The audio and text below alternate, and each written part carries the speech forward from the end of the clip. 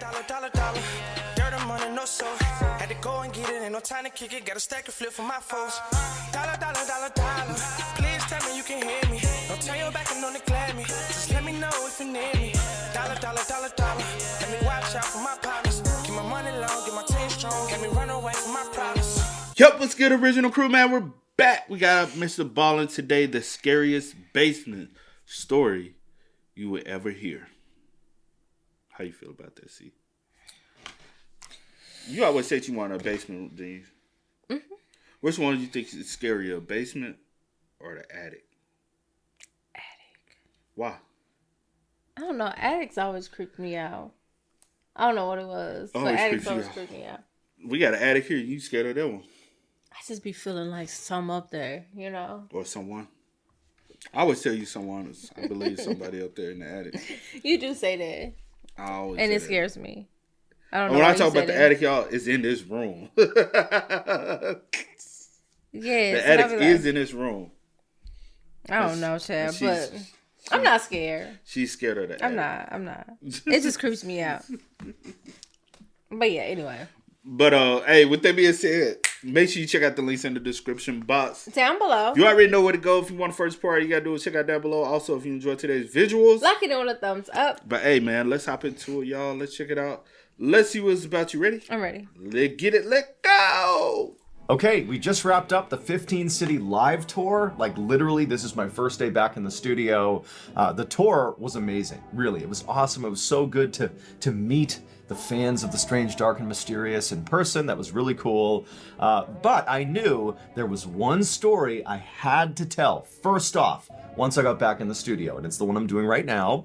It is the final story from the set list from the tour. So if you didn't see the tour, well, you're in luck. You're seeing the best story of the tour. Now, technically, we briefly covered this story like 4.5 years ago. However, it was terrible. I went back and looked at this video, and it was just poorly put together. It's like really short, and so many of the key parts of the story were just omitted because I didn't know what I was doing.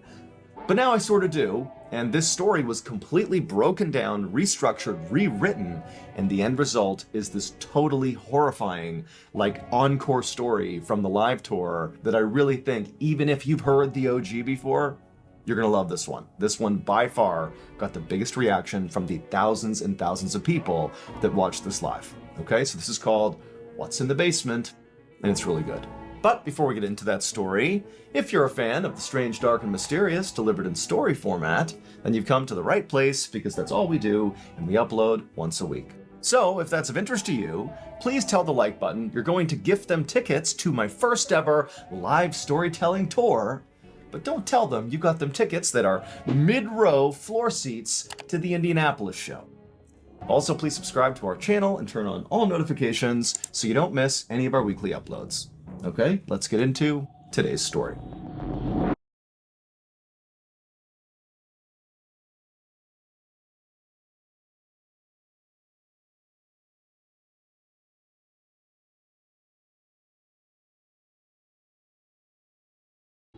In the fall of 1986, Frank Bowen, along with his two daughters, Tina, who was 15, and Karen, who was 9, they experienced just a terrible loss. So Frank's wife and the girl's mother suddenly passed away from cancer. And so that in and of itself was obviously tragic and terrible. But what made it even worse is that, she had been a working mom, and her income was a vital part of just making ends meet in the Bowen household.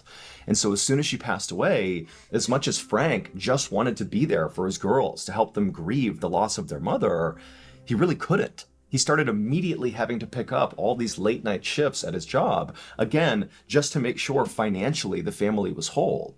And so it's like within days of the mother passing away, Frank is out late at work, and these two poor girls are just stuck at home by themselves, just totally grief-stricken and alone. And so in October of that year, on one of those nights where Tina and Karen were home alone and their dad was out working late, these girls, you gotta remember, they desperately miss their mother. All they want is to just have one more interaction with her. They can't believe that she's gone. They were so close with her. It's like their whole lives have been turned upside down. And so on this night that they're home alone, putting themselves to bed, They start talking about how, man, I just wish there was just a way to communicate with Mom. And at some point, one of the girls says, wait a minute, maybe there is a way to do that.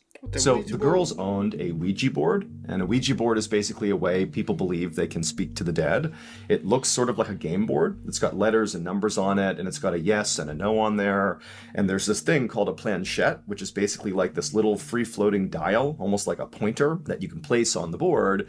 And people that use the Ouija board will place their fingertips right on the edge of the planchette. And they will literally just say things like, if there are spirits in the room with me right now, give me a sign. And in theory, if there are, the spirits will move the planchette around so that people have their fingertips on it, but they're not controlling it. And it will move around the board and land on yes or no, or spell things out or give numbers. It's just a way people believe they can speak to the dead. And so Karen and Tina are like, why don't we get our Ouija board out and have a seance? Let's try to communicate with Mom and see if she manipulates the board and gives us a sign that she's here with us.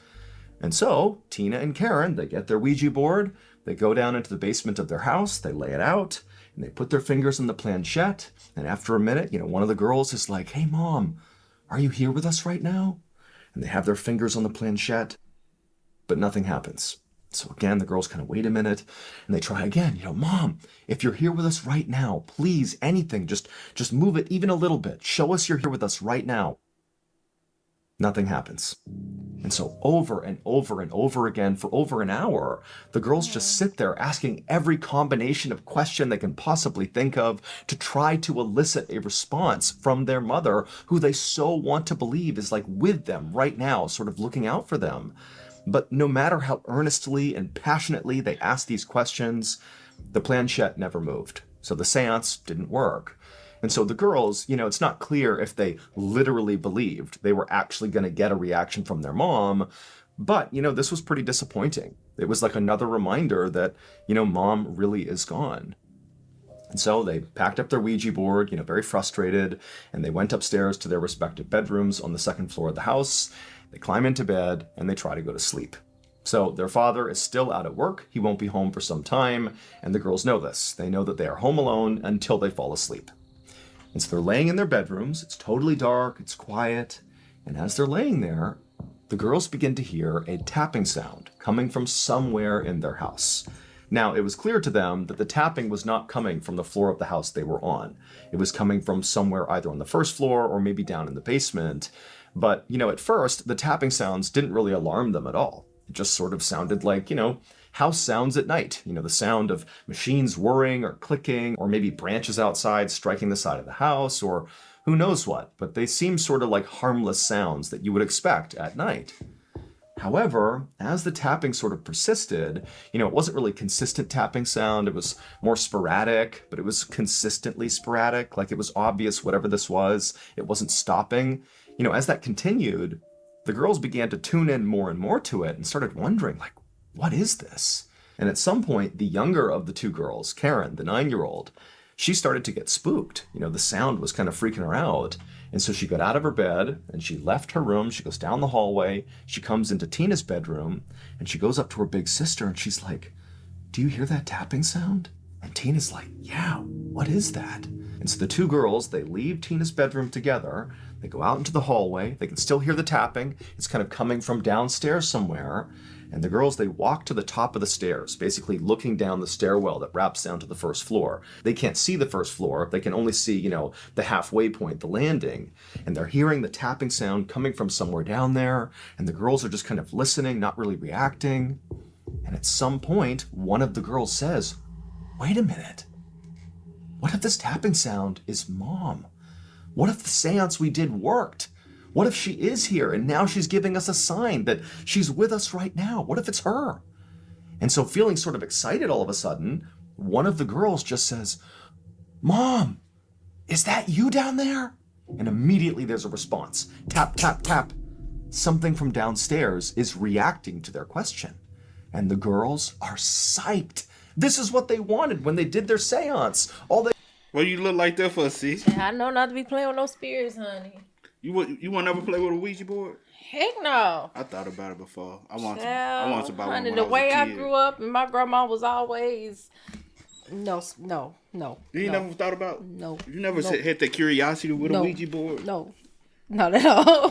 For real? I've never, ever. No. Have you? Yeah. You wanted to play with one? Yeah. Jeez. No. Good luck. And the girls are psyched. This is what they wanted when they did their seance. All they wanted was some interaction with their mother, and they think right now they're getting it. They're talking to their mom. And so after getting that tap, tap, tap response, one of the girls asks another question. Mom, if it's really you, give us another sign. Really show it's you. Tap, tap, tap. Something for sure is interacting with them downstairs. And the girls 100% believe it's their mother. And again, they are thrilled. And so the girls, they start walking down the stairs, firing off more questions to their mom. And even though some of their questions weren't really yes or no questions, they would always get that sort of tap, tap, tap response. Like, again, something is interacting with them.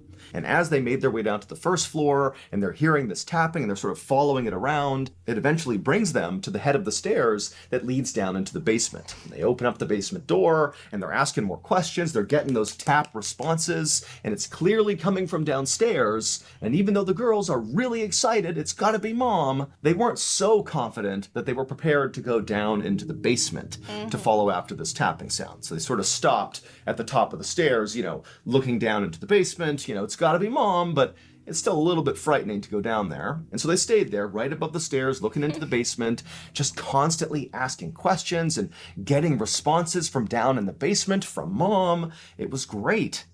And eventually, after, 30 minutes, 45 minutes, whatever it was, the tapping just stopped. The girls continued asking questions, but there was no longer any reaction from the basement. And so at that point, the girls, they're so excited. They really feel like they've been talking to their mom, and they're so jazzed up from this experience that they're like, we're not going to be able to sleep. And so the girls just stay awake in the kitchen until Frank comes home from work. And when Frank comes inside and he sees his girls are awake, it's like midnight or whatever it is, he's sort of surprised. But the girls rush up to him and they're like, Dad, you wouldn't believe it. We had this seance and we heard this tapping sound and we know it was Mom. Mom is with us right now. We were talking to her.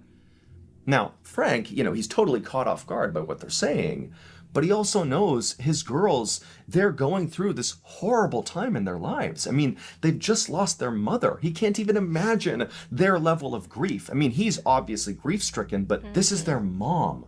And so he's seeing his girls for the first time in what feels like a long time, looking really happy and excited. And they're telling him that tapping sounds in the house are their mother. And so Frank, he's not going to pick holes in what they're doing. He's not going to question, what's actually happening in the house. Instead, as soon as they tell him all this stuff, he just goes, you know what, girls? Of course your mom is here. Your mom will always be here. She will always be looking out for you. Your mom is with you right now in the house. I'm sure of it. And so the girls, they're so happy. Again, this was such an amazing experience. Their dad, he also agreed this is so good. And so the girls, they happily go upstairs to their bedrooms and they go to sleep. And Frank, truthfully, after having this exchange with his daughters, didn't really think much of it. Again, he's sort of thinking that, there wasn't really tapping sounds coming from his deceased wife. This is just some coping mechanism that the girls are using to deal with this tragedy. And he thinks, you know what? It's healthy enough. It's making them happy. What's the big deal? And so Frank, he goes to bed. Over the next few days, the tapping sounds in the house would continue. And they were no longer just coming from the basement. They were also coming from the kitchen. They were coming sometimes from the second floor. They were sort of coming from all over the house. But the girls were the only ones who could hear the sounds. Every time they'd hear the tapping, if their dad was home, they'd call him over, but Frank wouldn't hear anything. Now, again, Frank doesn't really believe that there's actually tapping happening. He doesn't think this is actually real at all, but he's playing along with it because, his girls are happy. Clearly this is their coping mechanism. And so again, Frank's not thinking much of it. It's harmless. The girls are frustrated that he can't hear it. But again, it's overall still a very good thing. It's mom. Mom is trying to communicate with them. Why do you think dad can't hear it? Because it's not mom. Oh, well, first of all, I don't feel like it may be such a friendly... If they do hear things, whatever it is, I don't think that it's definitely not mom. I don't think so. Because I do feel like maybe he will be able to hear. Or maybe it's... Do you think they actually hear something? Or is it just their imagination? So So let me. I'll elaborate. Reason why I would think the reason why he can't hear is because he's not the one who invited the spirit. Right. Y'all think it's mom because that's who y'all asked for. That's who y'all asked for. But people who do play with these things, and if you ever have conversations with people who do believe in this thing, when you open that access, you're opening it. You don't know who coming. Mm-hmm. You're inviting a specific person, but you don't know who you're opening Who else you're opening up to. Opening that portal up to. You might not even be opening to your mom. Anybody can come through that mug. So anybody, but yeah, I'm back. Be like, hold on, I ain't asked for you, bitch. I'm here.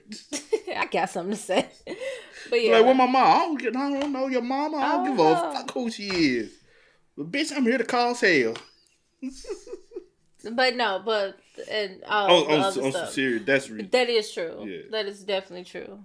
And it's overall still a very good thing. It's mom. Mom is trying to communicate with them. However, after a few days, post-seance, as the tapping continued, the girls began to change their attitude about the tapping sounds. The first day and over those first few days, it really did feel like a good thing. This is mom. This is positive. This was definitely a good thing. But after about 72 hours, post-seance, the girls began to sort of feel frightened by the tapping, because the tapping no longer was really just coming mostly from the basement. It now started coming almost exclusively from their bedrooms at night. So they'd be laying in bed and they'd hear, tapping underneath their beds. They'd hear tapping in their closets. And it was frightening. And they would call their dad in and he'd come into their bedrooms and he wouldn't find anything. But now, Frank, who previously had just sort of let this continue, this is his girl's coping mechanism for this terrible loss. Now he's seeing that his girls, they don't really think it's mom anymore. They don't know what this is. And it's also disrupting their sleep. Mm-hmm. And so now it's not a healthy thing anymore. This is a problem. It's disrupting his girls' lives. And so Frank begins at this point, 3 days post-seance now, he begins telling his girls hey, come on guys, there's nothing to be scared of here. These tapping sounds are just normal house sounds. You're overthinking it. There's nothing that's going to harm you in the house. Mom is definitely here looking out for you, but she's not making those tapping sounds. You got to let this stuff go and just forget about this stuff. Yeah, mom wasn't doing it in the first place. The girls, place. They're like, Dad, we're not making the tapping sounds up. Just because you don't hear them does not mean they're not real. Mm-hmm. And they began to tell their dad, we think the seance worked, but we actually no longer think it's mom that's sort of come out of the seance. We think we unlocked a different spirit, an evil spirit. And now that evil spirit is haunting our house.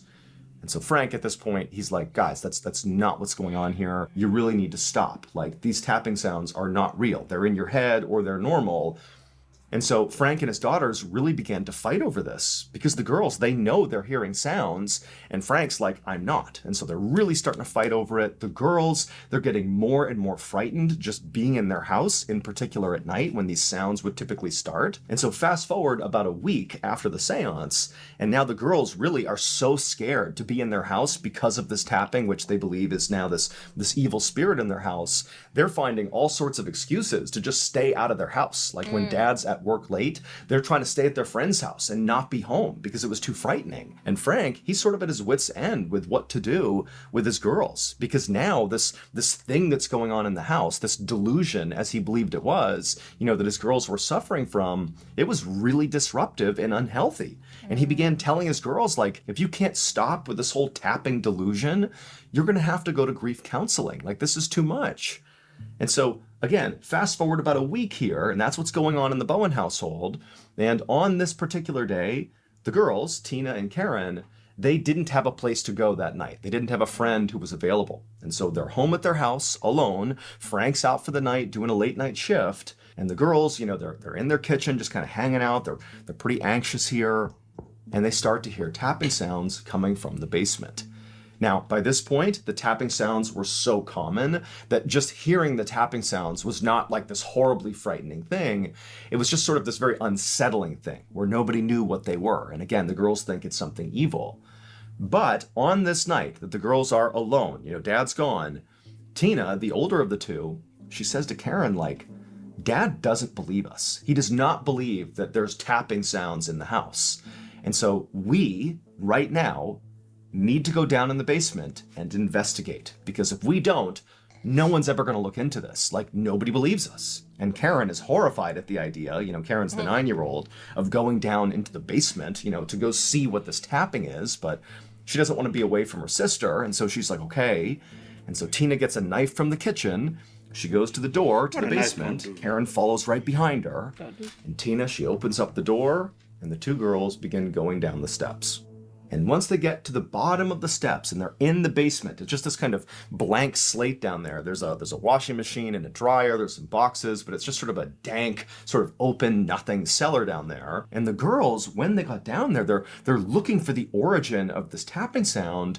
And on some level, they expected to find something that was making these sounds, because they've been hearing these sounds. For them, it's not a delusion. Like, every time they hear these sounds, they are real to them. Just because their dad doesn't hear it does not mean it's not real to them. Mm-hmm. And if you look at the beginning, when they first started hearing the sounds, they thought it was their mom. And they never really fully investigated. They maybe didn't want to find out that, perhaps the tapping sound was, a washing machine or something, because that would destroy the illusion that it was their mom. So they never fully investigated then. And then the next few days after that, when it sort of transitioned and became a scary thing, the girls also never really investigated because it was scary now. They didn't want to know what was making this tapping sound. And so now here we are a week into this, and they've gone down into the basement where they've heard the tapping sounds, and they're like prepared to see something that is making this sound because it's real for them. Like, maybe it's a raccoon or some animal that's gotten into their house, but there has to be something because they hear these sounds. But now they're looking around this basement and there's nothing. There's nothing that could possibly be making this sound, and the girls are horrified. And so after being down there only for a couple of minutes, Tina, who's got the kitchen knife, she's like, Karen, let's get out of here. Like, this isn't right. Let's get out of here. And so the girls turn around and they begin going back up the steps. And as they do, they notice something on the stairway wall that they didn't see on the way down. Written in red on the wall are the words, "I'm in your closet. Come find me." And when the girls see that, they are horrified. And they sprint up the stairs. They bolt out of their house. They go to their neighbor's house, start banging on the neighbor's door. The neighbor comes to the door and he's like, "What's going on?" And the girls are like, "Oh my God, we had this seance. We've been hearing tapping in the walls. And now somebody's written on the walls. We don't know what's going on." And the neighbor is so confused, really doesn't understand what's happening. And he's like, "Look, girls, just come into my house. You're safe here." Hell no, take y'all ass back over there with that bullshit. Honey, y'all don't bring that shit over here to my house. Folks be having all these spirits attached to them. See, that's why I don't let folks come over. That's why I ain't let certain people come over. You used to hang with them. No, you did not let them. I didn't even want them either. So it wasn't. Nah, I told you. Hey, but for real though, I'm very like people keep communicating from a distance. No, but yeah. Yo, we know a lot of people with different we know people that they see things, they hear things, and they comfortable with it. They talk. They joke with them, laugh with them. Whatever they do, but yeah, just be careful. Don't worry about it. It's just they gonna be out. They ain't gonna bother you. The fuck. I trust and believe. Am I lying?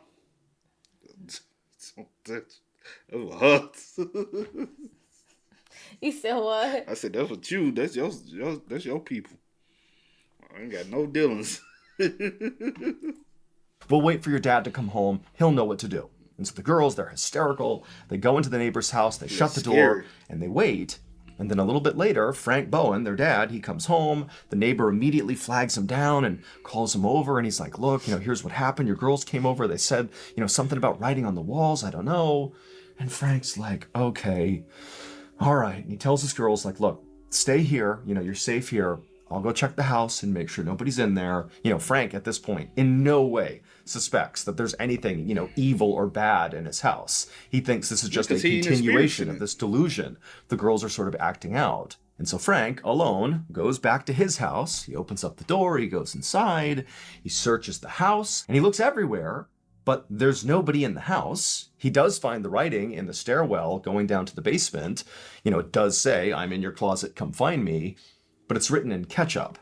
And so after, again, searching the whole house and finding nothing other than this writing, Frank goes back over to the neighbor's house and he talks to his girls, and he's not mad at them. In some ways, he feels like all of this is basically his fault. Like he should have handled this more aggressively at the beginning, and he let it get to this point. And so he tells his girls, like, look, I know that you wrote those words on the wall. I know that all of this is sort of a delusion that's playing out that started with, something good. You thought it was mom, but now it's become something that isn't good. It's disruptive. You've convinced yourself the house is haunted. And I'm very worried that this is a product of grief. Like grief is leading you to do these things, and it needs to stop. And so starting tomorrow, you're going to go into grief counseling. We need professional help here to make sure you girls are taken care of. I should have done this from the beginning, so we're going to make that happen right now. Now, the girls knew they didn't write that on the wall. They're not making the tapping sounds, but they also knew their dad 100% didn't believe them, like zero, and it was not going to change. And on some level, like they think maybe there's truth to what he's saying. Maybe they are so grief-stricken that they've convinced themselves of things that are not real. And so in this sort of vulnerable moment where the girls are totally upset about what they've seen and what they've heard, they just tell their dad, like, fine, like, whatever, we'll go to grief counseling. And so sure enough, the next day, the girls would start grief counseling, and right away, all the tapping in the house, all the writing on the walls, all that stuff stopped. Like peace returned to the Bowen household, at least at first.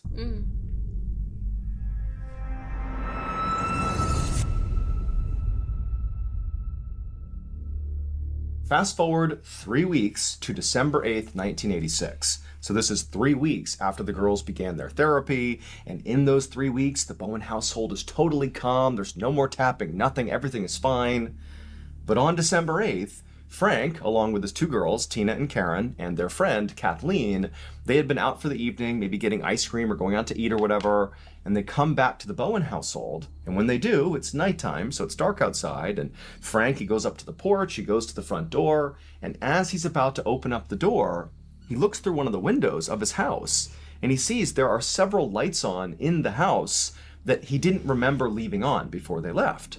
And so he just thinks, like, that's weird. Like, I could have sworn I turned those lights off. He's kind of looking back at the girls right behind him, sort of wondering if maybe they left the lights on, but he's like, no, that's weird. So he unlocks the front door, he swings the door open, and immediately he sees this scene inside of his house that makes no sense. The TV is on, a radio is on, and furniture in the first floor of the house where he's looking has clearly been moved. Not dramatically, but things have been moved around on the first floor. Like if you live somewhere, you know where things go. Things are off. And Frank, like he's seeing this, and he's sort of looking back at Tina and Karen, and he's like, did they do this? Are we back to this whole delusion? You got to remember that even though it's been 3 weeks now of peace in the Bowen household, Frank is all too aware of how insane it was right before then. With the girls, writing on the wall, at least according to him, and thinking there was an evil spirit in their house. And, he's thinking, is this them? Like somehow did they do this? This feels sort of like a continuation of that. And he's looking at the girls, but he's thinking to himself, like, they've been with me. We've been out of the house. How could they do this? But again, Frank is sort of caught.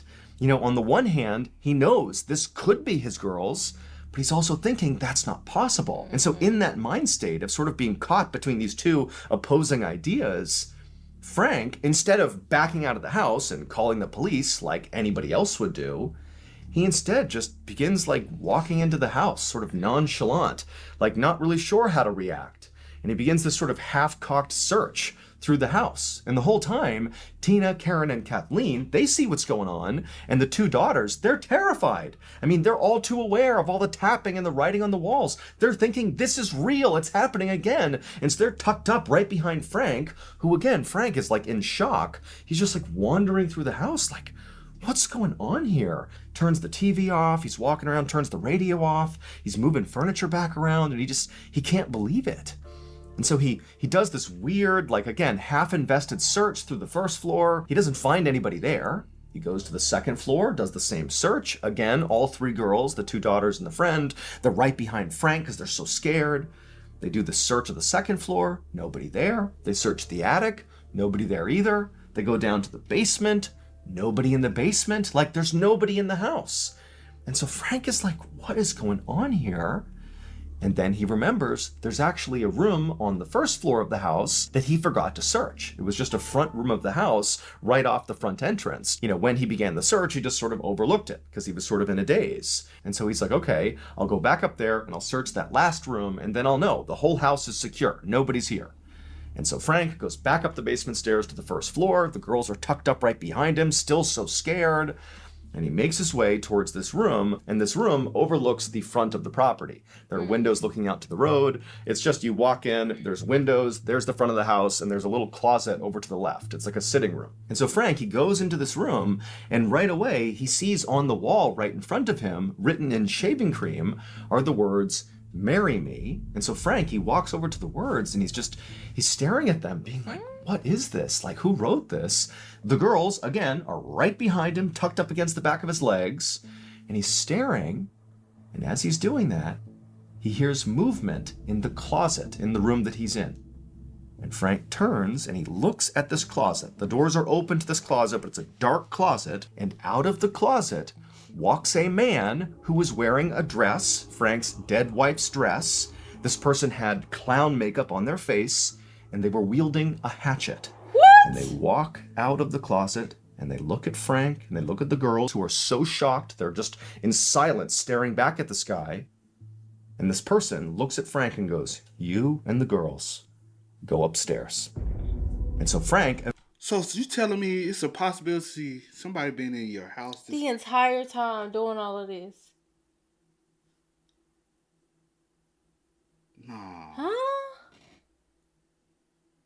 No. Immediately goes into protector mode, and he gets between the maniac and his girls, and he just tells the girls, like, go up the stairs, do what he says. And the hatchet-wielding maniac just sort of walks along, following after Frank and the girls. Again, Frank sort of staying between this person and the girls. And so Frank shepherds the girls up the stairs, and he's like, go ahead, girls, first bedroom, go in the first bedroom. So they go upstairs. All three girls go into the first bedroom. So Kathleen, Karen, Tina, and then Frank, he goes into the bedroom, and the maniac's right here in the hallway about to follow after Frank.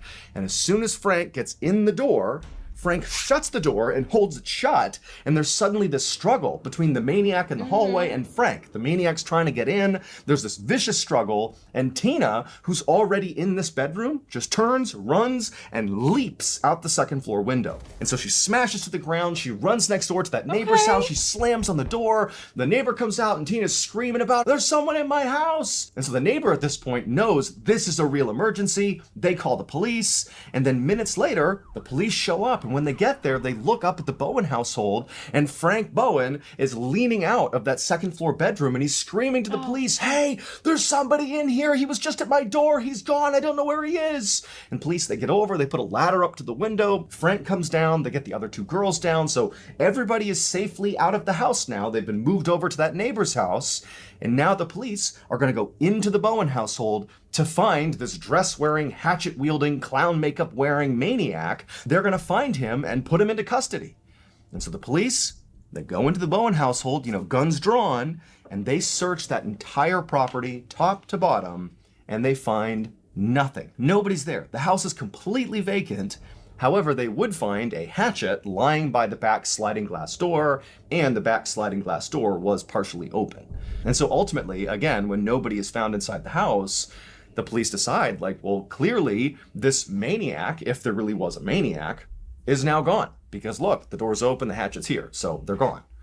And so the police, they go over and talk to Frank and his family, and they're like, look, we don't really know what to make of this. We didn't actually see, this person you claim to have seen in your house. I'm sure there was somebody, but we didn't see them. And so for now, what we're going to do is we're going to monitor your property 24/7 and just see what happens, see if anybody comes in or out. We'll make sure nobody comes to this property. And we'll also begin an investigation in town to try to figure out, who this maniac was. And in the meantime, you and your girls go stay with a family friend or something. Just don't be here because we don't know what's going on here. And so Frank and his girls, they went and stayed with a family friend, and the police began their surveillance of the Bowen household. And for 2 days, Nothing happened. Like, nobody went in or out of the Bowen household. And despite police canvassing the town and trying to figure out, who this maniac could have been, they really didn't get anywhere. Because remember, Frank's description and the girl's description of this maniac was, probably a man wearing a dress with clown makeup on. And so effectively, this person had a disguise on. Like, there was nothing to go on. So they couldn't find anybody in town. There was no leads, and nobody has come to this house. And they're communicating with Frank Bowen the whole time. Like, basically, nothing's coming of this case. And so finally, 48 hours after, confronting this maniac in the closet, Frank and his girls, they've been at the family friend's house this whole time. And Frank's like, you know what, it'd be great to get my toiletries and a few other things from my house, because basically they evacuated their house and didn't get a chance to pack or anything. And Frank's thinking, like, nothing's going on at the house. There's no leads in this case. It's got to be safe to go back to my house for a minute and get the things I need. And so he tells his girls to stay with his family friend, and Frank, by himself, goes over to his house, and it's broad daylight, and he's expecting to find a police officer, who's monitoring his property, and he can tell the officer, hey, I'm just going in real quick to get my stuff, and they would, let him go in and do that. But when he got to his house, he looked around, and he didn't see any police officer outside the property watching the property. And he's thinking, like... So what? I said, and I wouldn't have went in. Nah. He didn't see any police officer outside the property watching the property. And he's thinking, like, that's pretty weird. They told me they've been watching my property 24/7. Like, where are they? But Frank's like, that's weird, whatever. So he gets out of his car and begins walking towards his front door. But as he's walking, for a second, out of the corner of his eye, he can swear he can see somebody moving in the second floor of his house. But when he looked up, nobody was there, but he was certain somebody had been moving around up there. And Frank's thinking to himself, like, wait a minute, are the police monitoring my house from the inside? Is that what they're doing? They've been in my house? I could have sworn they said they were out of my house. And Frank's like, you know what, just in case, I need to call the police, because I don't want to walk in there and startle an armed police officer who's basically looking for an intruder. And so Frank, he goes to that neighbor's house and uses their phone, and he calls the police, and he's like, hey, are you in my house? Is that what you guys have been doing? You've been monitoring my house from the inside? And they're like, no, we have been watching it from the outside. Very likely what's happened here is you've arrived at your house at the exact moment when there is turnover happening between the police officers who are watching it from the outside. Within that little gap. Anything can happen. That little gap. If that's the gap we're gonna talk about that gap. This person could have been back in my house from the beginning. Right. So what are we doing? Time. No, the gaps. There should not be a gap. There should be an overlap. Somebody come relieve the person goes back and clocks out. If we're gonna be monitoring, we're not coming back and then somebody going. That's too much of a space. Y'all not watching it. Yes. Meaning the officer who's been watching your house must have just left, and the incoming officer who will be taking over the next shift is probably on their way, or maybe they're there right now. And in fact, what you should do, Frank, is hang up with us, go back to your property, and very likely the officer will be there or be there soon, and you can talk to them and have them search your house just in case to make sure nobody's in there. And so Frank says, okay, he hangs up the phone, he goes outside, and sure enough, now there is clearly a police officer in a car outside of his property. So Frank goes over and, explains the situation to the officer, and the officer's like, no one's going inside your property. Literally, we have watched this property 24/7, save for a couple of minutes here and there when we're doing turnover, but nobody's gone in or out of your property. But either way, Frank, I'll search your house just to be sure. And so Frank goes back over to the neighbor's house, and this officer goes up to Frank's door. He opens it up, he looks inside, and he can't believe what he's looking at. In the first floor of Frank's house, it's just madness. There are pennies glued to the ceiling of the first floor. Huh? And the furniture... This person been staying in the house the whole time. The entire time. There's some type of little door, little hidden something, little nook, something that was not checked, that he's able to enter or can in he go and out. in through the back? Through the back, because y'all only watching the front. Only watching the front. But y'all see that he escaped through the back. So this entire time y'all watching the house, or a basement window, because some basements have little windows. Yeah, but this entire time y'all watching the house, he in there living it up, doing stuff. That is crazy. It's scary. And I'm not going in there by myself though. Because soon I seen that, baby, I'm out. Even as a back cop, up. even as a cop, I'm human just as well as Right. you. I just have a different job than you. Like, there's no baby, I'm difference. calling for backup. Yes. There are pennies glued to the ceiling of the first floor, and the furniture clearly has been moved all over the place, but it's been stacked in these sort of weird arrangements. And there are glasses of champagne all over the first floor, and there are kitchen knives that have been driven into family photos on the wall. No. Like the knives are still sticking into the photo, and where these knives have been driven through the photo is always on a picture of either Tina or Karen, the two daughters. Ooh. And where there are knives in these pictures, above those pictures is written, "I'm going to kill you, Tina," or "I'm going to kill you, Karen." And so this officer obviously knows, we have a problem here. And so he backs out of the house, he calls for reinforcements. And so all these officers go in, guns drawn, now convinced, clearly somebody has found a way to come in and out of this house, or they're still here, and we have to find them. Like, clearly the Bowens were not lying about this horrible, maniac that they encountered in the second floor of their house when police first showed up. Clearly that must have happened because they didn't do this. Somebody else did, and they gotta be here. And so police, they tear the Bowen household apart, looking for this maniac. They look everywhere, and they can't find anybody. There's nobody in the house. And on top of that, it had snowed outside, and before they went in, they made sure they walked around the property to see if there were footsteps coming in or out of the property, and there wasn't.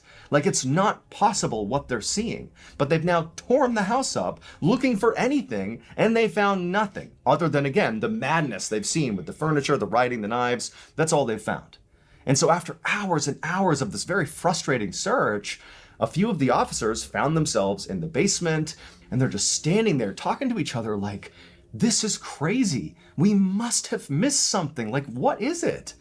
And at some point, one of those officers who was having that conversation, he had his hand resting on the washing machine, and he's just sitting there like, yeah, what did we miss? What did we miss? And suddenly, as he's leaning against the washing machine moved. And so suddenly there's this gap that's been created by moving the washing machine.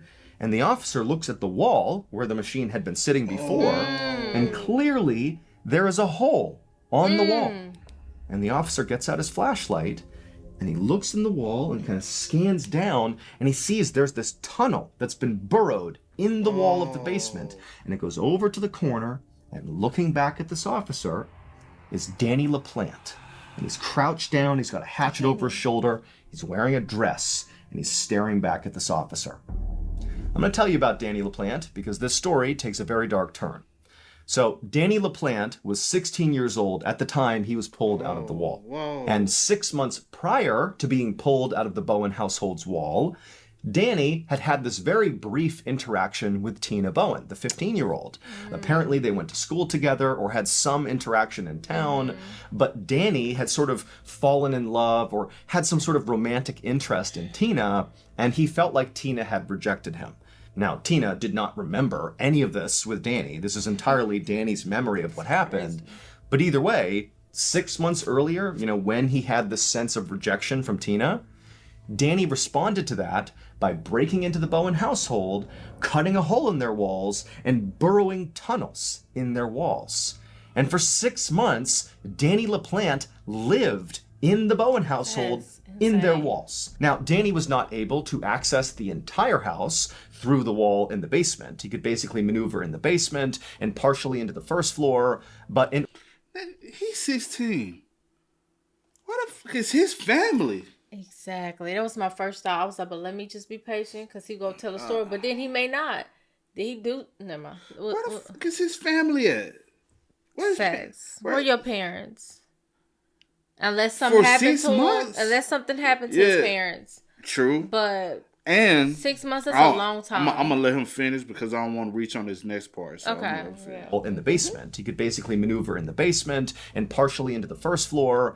But in order to get to the other parts of the house, Danny had to leave the wall. And so routinely, over these 6 months that he was in their house, Danny would literally, while the family was home, just get out and wander through their house, like as the family is just living there, and they never noticed him. And so for 6 months, Danny spied on that family 24/7. And when the girls had that seance with the Ouija board to try to contact their mother, Danny was downstairs in the basement in the walls watching, and he saw an opportunity.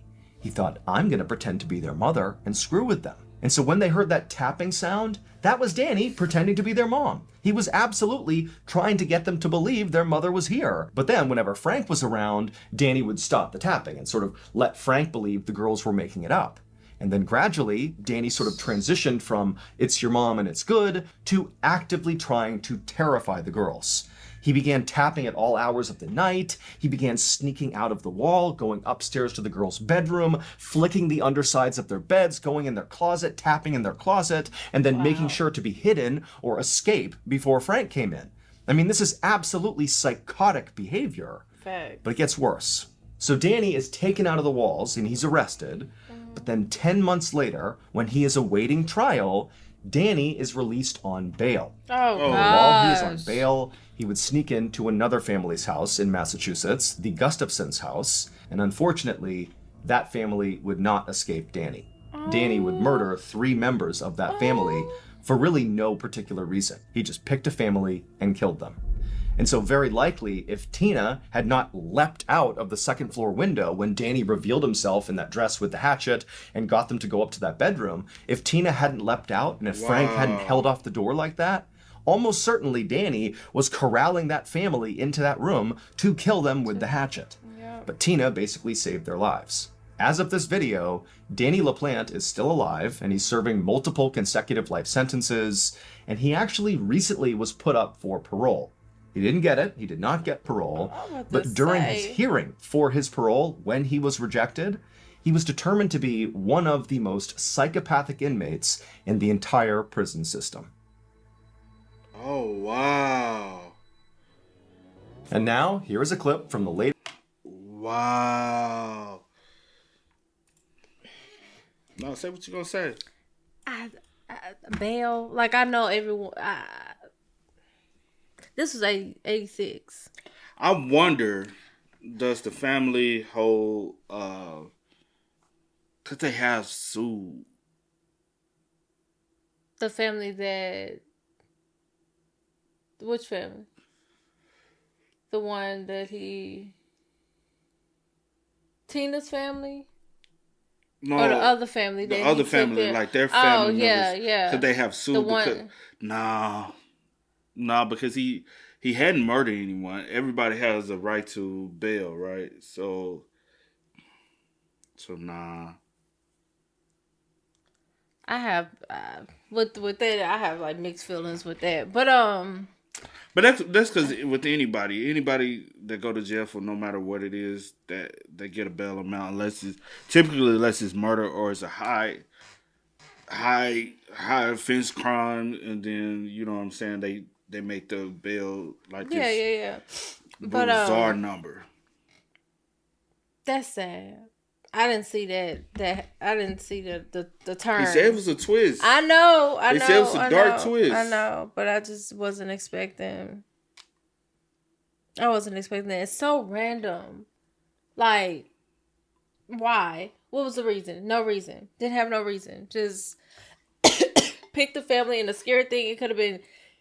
It was literally anyone. Honestly, luckily he didn't go back and get. He didn't go back and get them.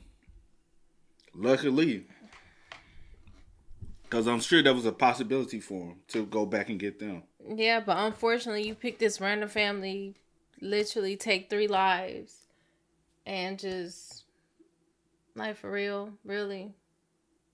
Yeah, okay. That's scary. That's very terrifying. And then for the fact that him to be able to go for parole, now that's the part I'm like.